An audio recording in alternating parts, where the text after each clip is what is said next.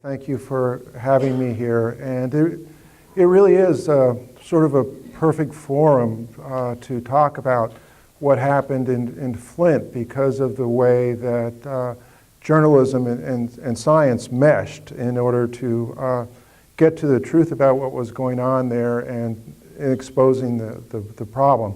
The third leg of that, though, were the citizen activists who were really the pivotal people in bringing this problem to light.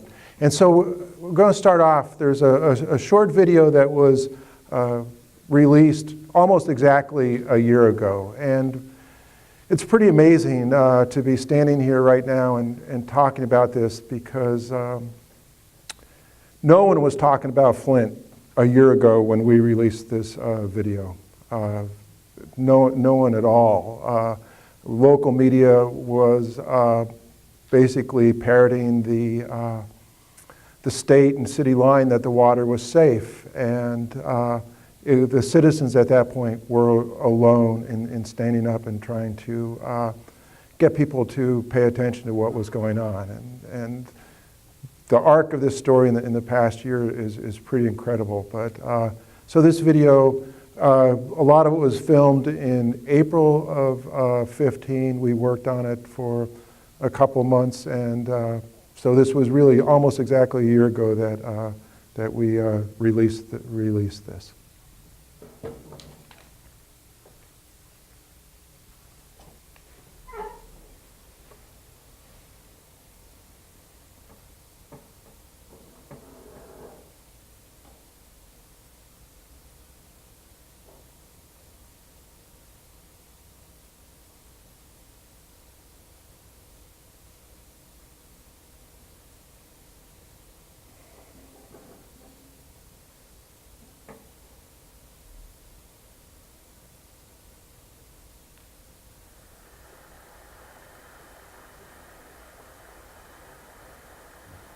We knew that the emergency manager law was undemocratic. We knew it was unprecedented. But we never dreamed that we would be faced with not being able to use our municipal water.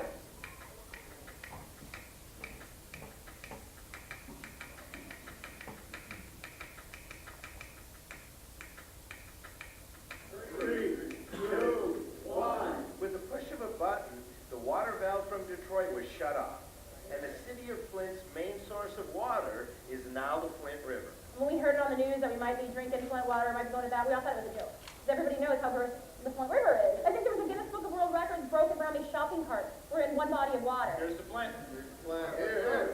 And then when of course, the snow fell, there was 2 bodies found in it. Some residents are wondering, will we see a change? Average resident won't notice any difference.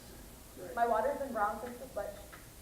The work that has gone into preparing the city of Flint to eliminate its dependence on Detroit Water and Sewer Department, that's a major step, a huge step in the right direction, because it now gives you the opportunity to better control the cost.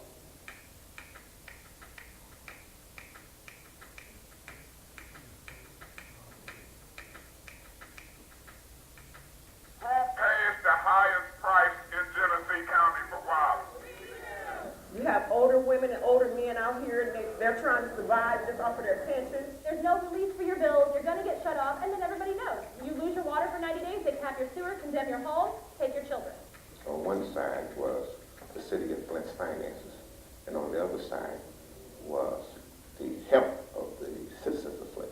We've had 3 or 4 boil water advisories. The rashes, the hair loss, the muscle stiffness, the soreness. My family broke out in a rash that we were told looks like scabies, but it wasn't scabies.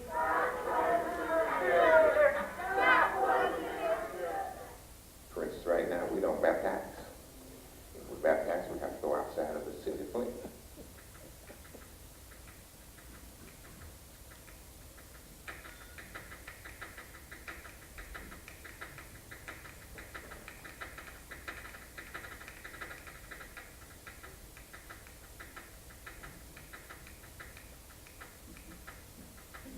The minute we failed that first test, we should have known. We ran into some bumps, but what did we do?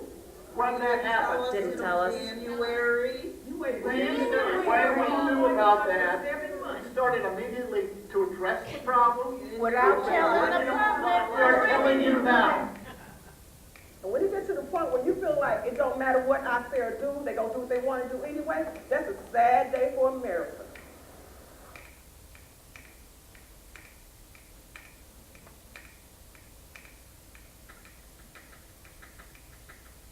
Flint residents have nothing to worry about. Those levels are back to normal. If you don't believe that particular test, then that's your prerogative. This is democracy.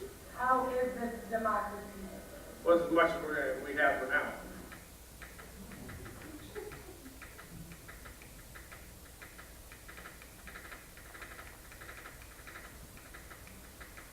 Now we've done research, that's what's on our website. Link after study after results, we have an old infrastructure. When you change your source water, you disrupt the biofilm that's already built up in those pipes. The pipes are eating themselves from the inside out. Come to find out, I have hemolytic anemia, which now we find is caused by copper toxicity. In April, beginning of April, we found out my child had lead poisoning, and that's when the city came out and shut my water off. On Detroit, we didn't have these issues. Put us back on Detroit until you can figure out what you're doing and prove to us beyond a doubt that this water is clean and safe. Detroit water, can we hook up again to the Detroit water? Great question, everybody's asking, can we hook up? We can if we have a money tree. You decide we hooked up on that, so that's the answer to that question. Do you live in Flint? You are literally in a fight for your life right now. I'm terrified of what, the outcome of this, the aftermath of this could be, neurologically, for my children.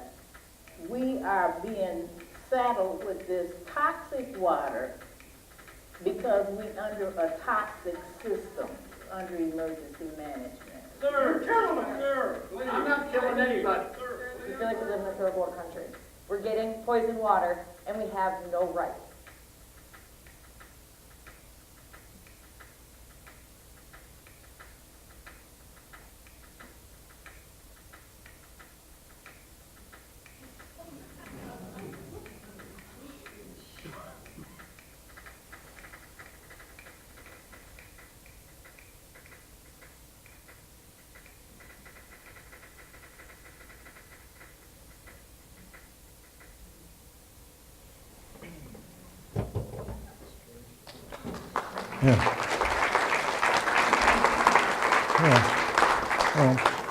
Thank you.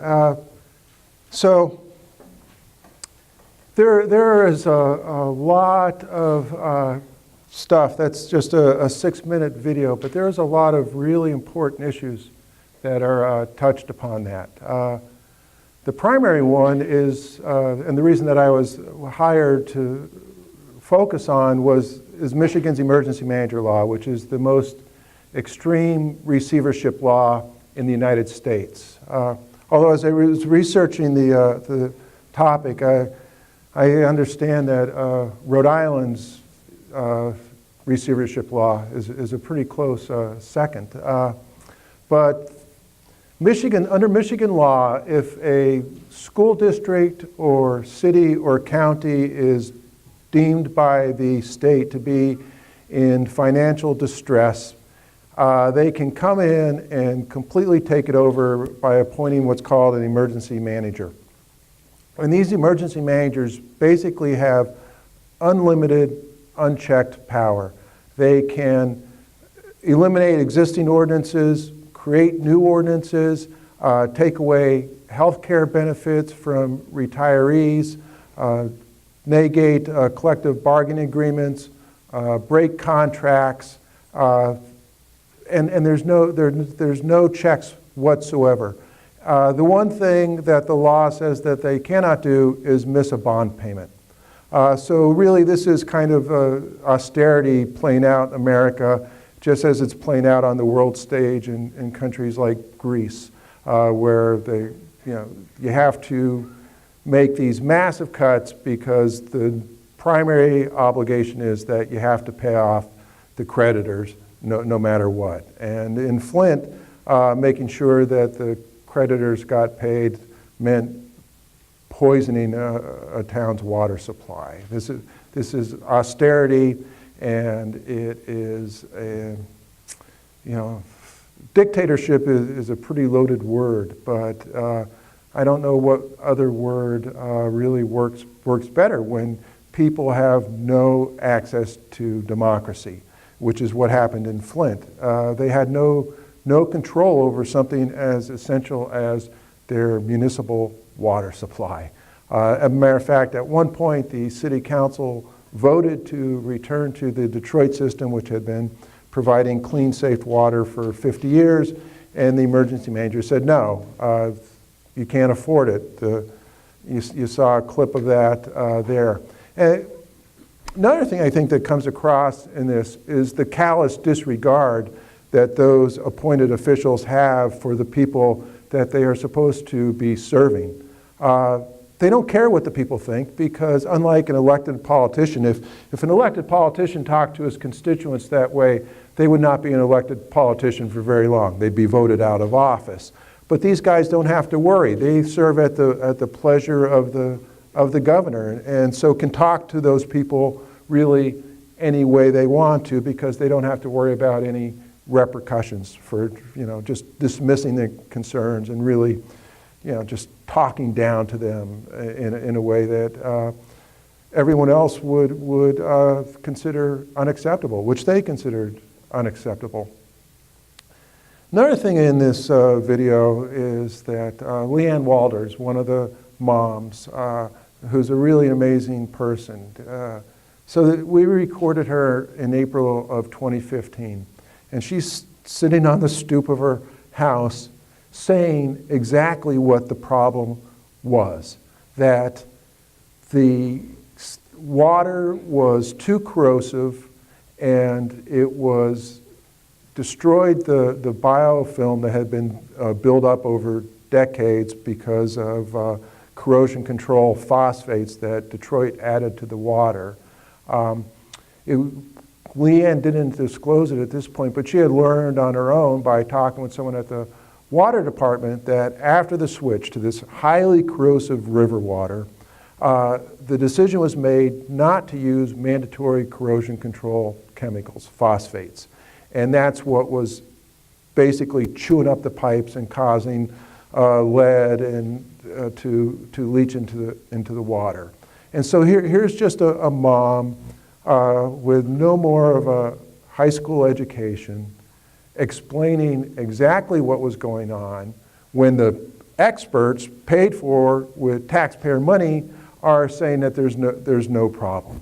And so the role of citizen activism in this cannot be overstated. A lot of the film footage in this were people going to meetings and on their phones, taking video and capturing the actions of these emergency managers, or the line that always gets a laugh is the mayor saying, well, it's as much of a democracy as we have right now.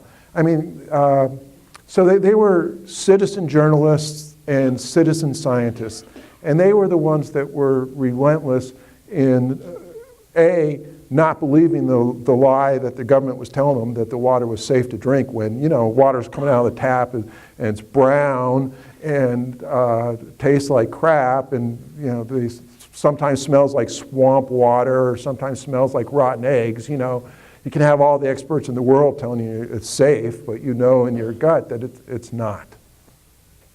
And so this was the situation a year ago.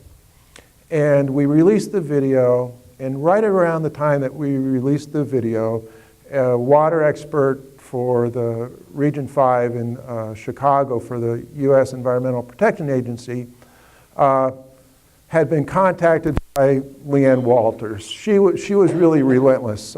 She found out that there was high lead levels in her water. Then she found out that one of her 4 kids had been lead poisoned, and she was relentless in wanting to get to the truth. And so she kept reaching out to different public officials trying to get help. Finally, she found Miguel del Toro, who, out of everybody, was the one person that acted with a conscience and actually did what he was supposed to do, did his job. He looked into what was going on at her house. And saw that there was no lead plumbing in the house. Flint is a very poor town. Like all the cities, with the one exception that were taken over by emergency managers in Michigan and the school districts, has a majority African American population and a high poverty rate. Poverty rate's about 40%. And so the cities getting taken over are minority communities and poor communities. So this is very much a race issue and very much a class issue, what's going on here. Miguel determined that there was no lead in the house because the house had been vacant, like a lot of houses in Flint and Detroit as well. If a house is vacant, scrappers come in and steal everything worth stealing, and that includes metal, iron pipes and stuff, which they then sell off. And so the house had been stripped of everything. And so when they bought it, they put in PVC. And so there was no lead source within the house. And Miguel determined that. Leanne told him that the water department wasn't as in corrosion control. Miguel could not believe that, but checked it on his own and verified it. Then he hooked Leanne up with Mark Edwards at Virginia Tech. So for the scientists in the room, I would say that there is no better role model than Mark Edwards. He's an environmental engineer, and he is the person that discovered the lead and water crisis in Washington, D.C. in the early 2000s, and battled government then, and so was very much aware of how things worked.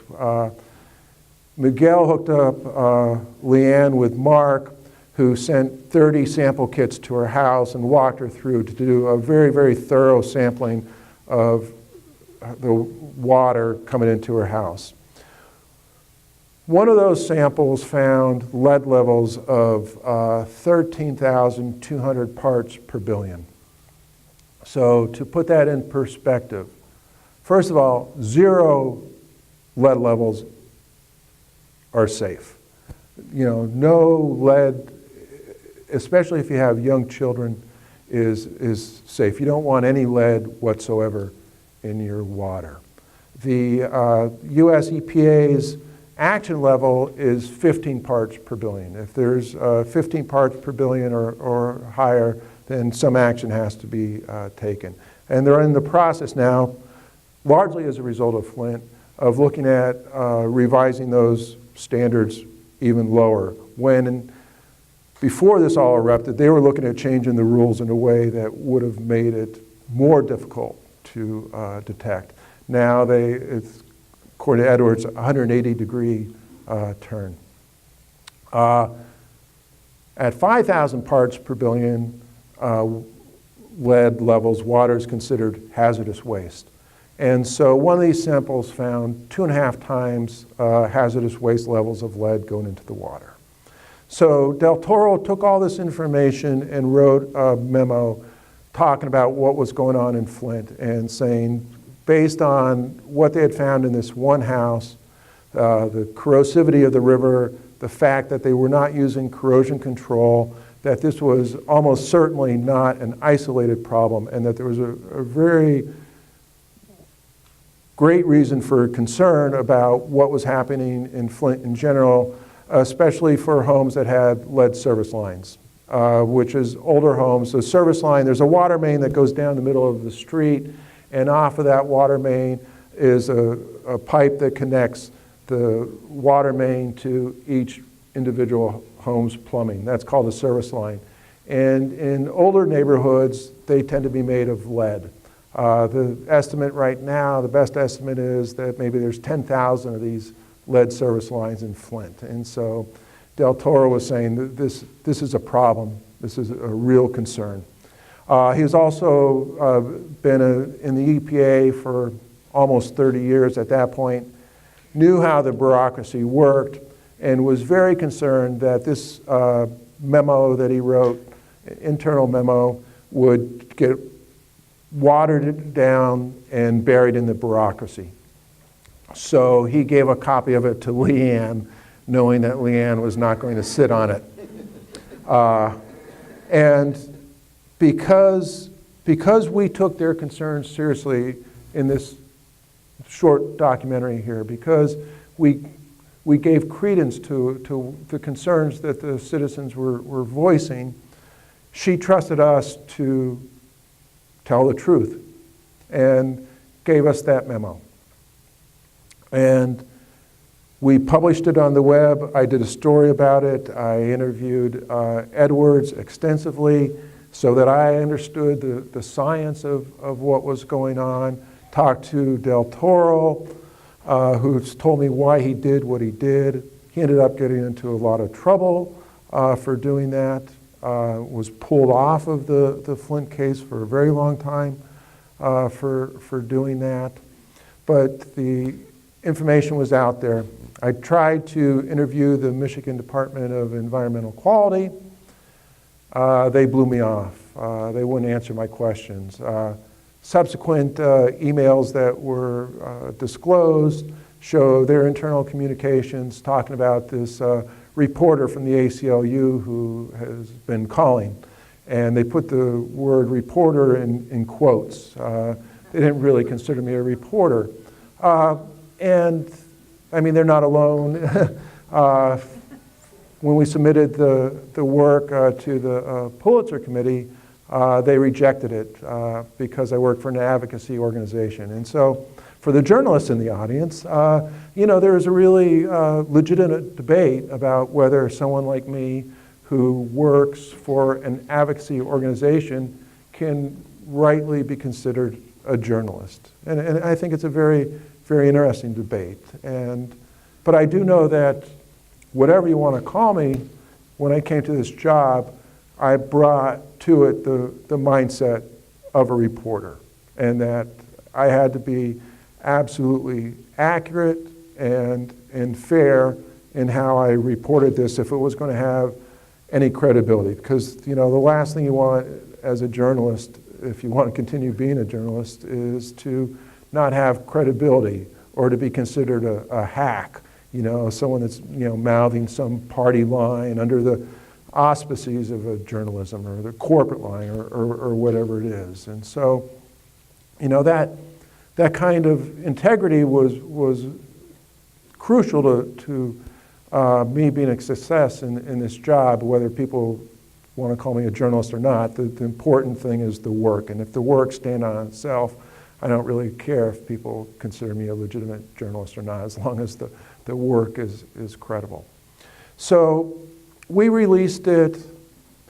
Michigan radio, public radio in Michigan jumped on it right away. They more than anybody else in the mainstream media saw the importance of this, the significance of it if it was true. They called the Michigan Department of Environmental Quality, and the spokesman for the MDEQ, a guy named Brad Werfel, former spokesman, I should say. He is no longer in his job, had to resign in disgrace, said, when it comes to lead in Flint's water, there is no overall problem. The people there should just relax. Again, remember, Leanne Walters in April saying, this is what's going on. Our pipes are being chewed up from the inside out. Lead's getting into the water. Brad Werfel in July, this was July 13th at this point. People can just relax. There's no overall problem. So at that point, what I had on my hands was classic he said, she said story, right? You got Brad Werfel and the Michigan Department of Environmental Quality saying that the water is safe, just relax. You got Miguel Del Toro's memo saying that this is alarm should be going off everywhere. So how do you get to the truth? And I had some money in my grant to pay for experts. I I contacted Edwards and said, how much does it cost to do one of these tests? Well, it's pretty expensive if you go to a private lab, but we could do it for $70 a shot. How many do you need to get a statistically valid sample? 50 would be the minimum, 100 would be better. So I started talking to my bosses. They're saying, why are you dealing with someone in Virginia? There's lots of good universities here in Michigan. Why don't you see if they might do this? And so while I was doing that, Edwards got the idea of applying to the National Science Foundation for an emergency grant. Typically the kind of thing you do with like after a hurricane in New Orleans or something. And they came through with $50,000. And that turned out to be really a blessing in a couple ways. One is they came up with more money than I would have had available.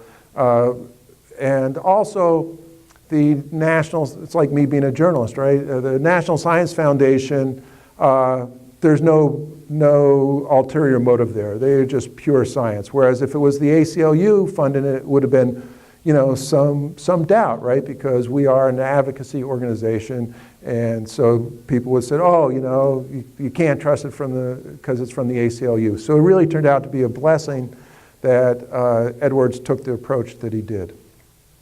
He took and sent 300 sample kits to Flint.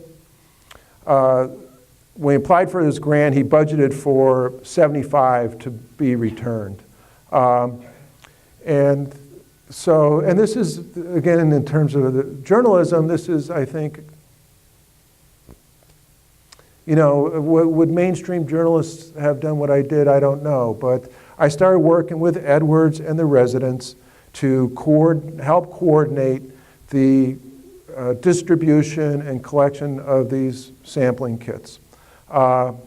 Because part of it was I wanted to be involved because I wanted to make sure that process had integrity. But the citizens did too. We all knew that the other side was going to come after us and attack us no matter what. But we were determined to make sure that we did not give them any legitimate openings to attack us. So we held meetings and explained to citizens what we were doing and how to draw the samples. It was more extensive sampling than what the EPA required. And so we just, Virginia Tech produced a video that we showing people how to do it.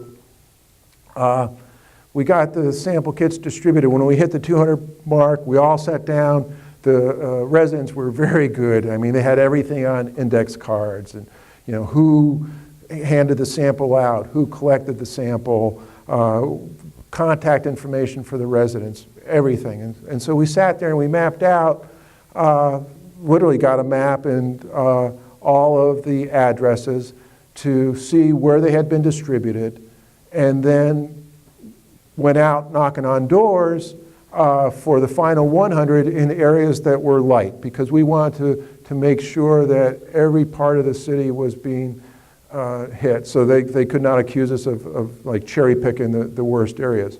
Although, under the federal law for this, it's called the lead and copper rule, sampling, the government is supposed to only sample water from high-risk homes, meaning homes with lead service lines or internal lead plumbing, because the correct thinking is that you want to go looking for lead where lead is most likely to exist.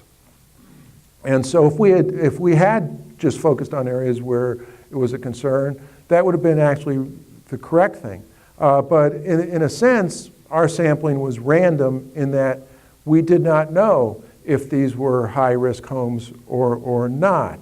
The city, on the other hand, was supposed to only test these high-risk homes. And so, again, back to the scientists, if you were to set this up as an experiment and say, which group is going to come up with the higher levels? The controlled group, where they know or are supposed to know that the homes are high-risk homes, or the group where it's random and you do not know, well, you would say, a hypothesis would be, well, it's going to be the control group where we know it's the high lead.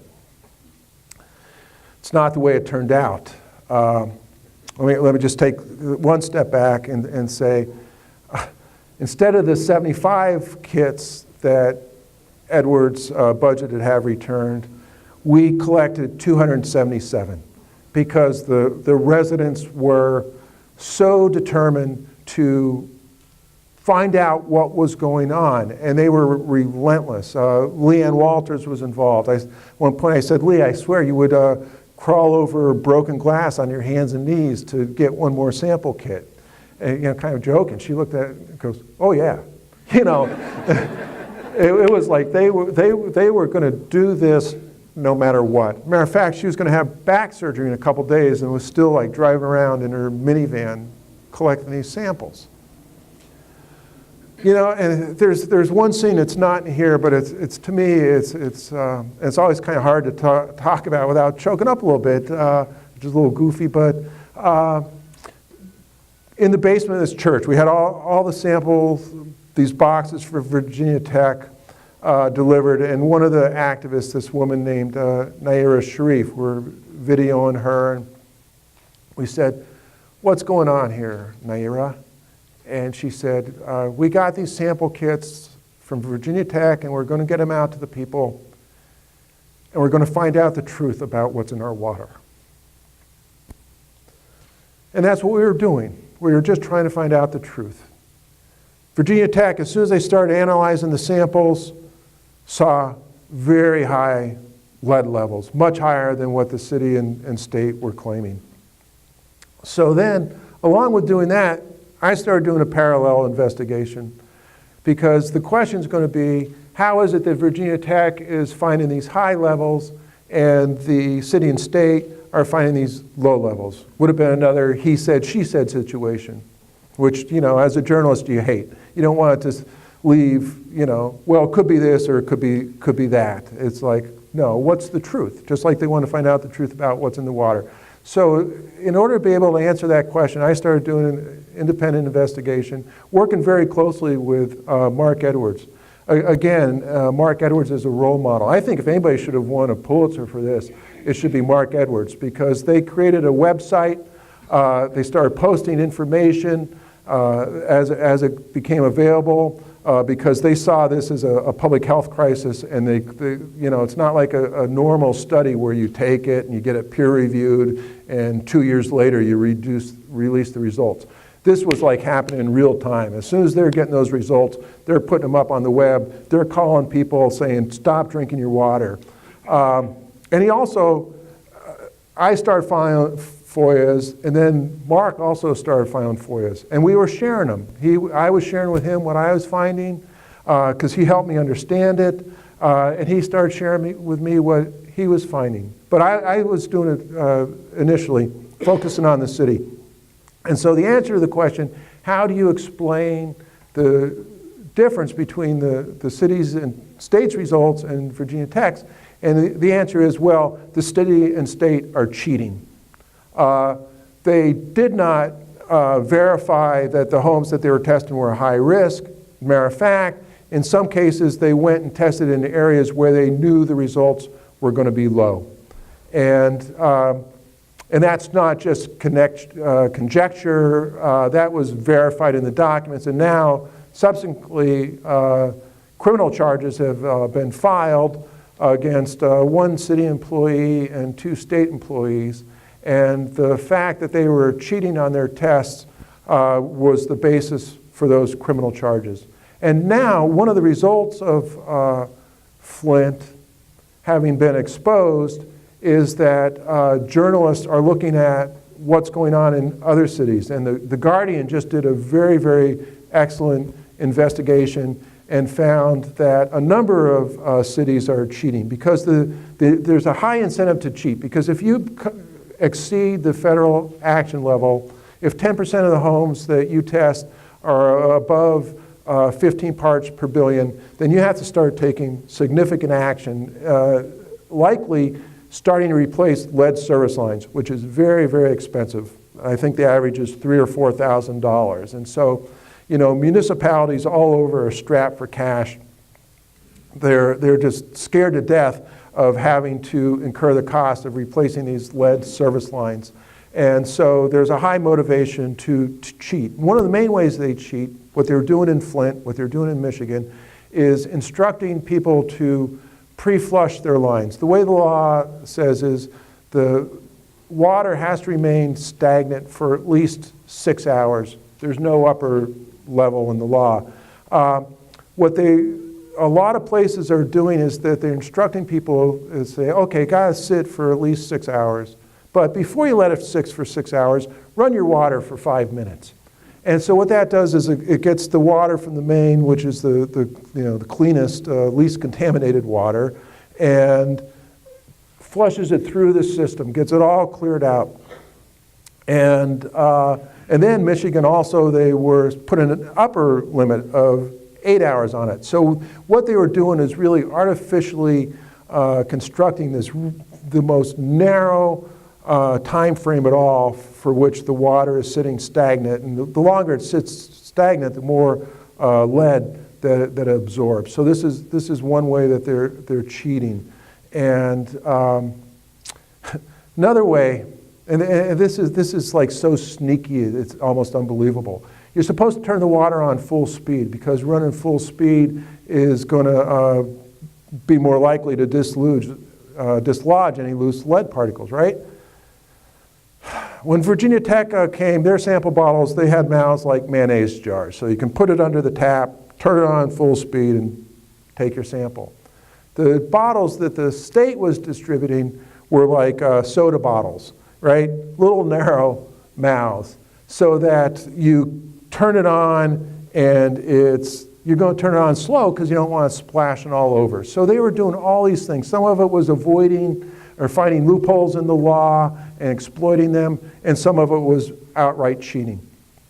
So in September, we held a news conference on the front lawn of the Flint City Hall, and Edwards disclosed what they had found in their test and said, there's a definite lead problem in Flint's water. I got up there and talked about what I had found in terms of my investigation and said they cheated on their tests. There needs to be a formal investigation into what went on here. The state came back and said, we've been testing the water's safe. They didn't respond to my allegations at all. Then a doctor at Hurley Children's Hospital, Mona Hanna-Attisha, got the idea of looking at blood lead levels in kids. And she compared 9 months before the switch to 9 months after the switch and found that the percentage of kids with elevated levels of lead in their blood doubled after the switch to the river. And in the areas of the city where we found the highest levels of lead in the water, the percentage of kids with elevated lead levels almost tripled after the switch. So, you know, she wouldn't use the word correlation, but it was pretty clear correlation between the switch to the river, lead in the water, and increasing the levels of lead in kids. And the lead is a powerful neurotoxin that's especially harmful to pregnant women and young children. It causes learning disabilities, behavioral problems, lots and lots of problems. And that was really Hanna-Attisha's study, even though the state initially attacked her and said that she spliced and diced her data. That was their MO every step along the way. The people that were telling the truth, their claims were denied and their motives were attacked. The spokesman for the MDEQ about Edwards said, oh, they pull this rabbit out of this hat wherever they go, in an email to a reporter. But then the Free Press analyzed the state's data and said, you know, you guys are wrong. Your own data confirms what Hanna-Attisha reported. And after that was the game. That was game over, really, at that point in terms of denial. Within a month, the governor was forced to allow Flint to switch back to the Detroit system.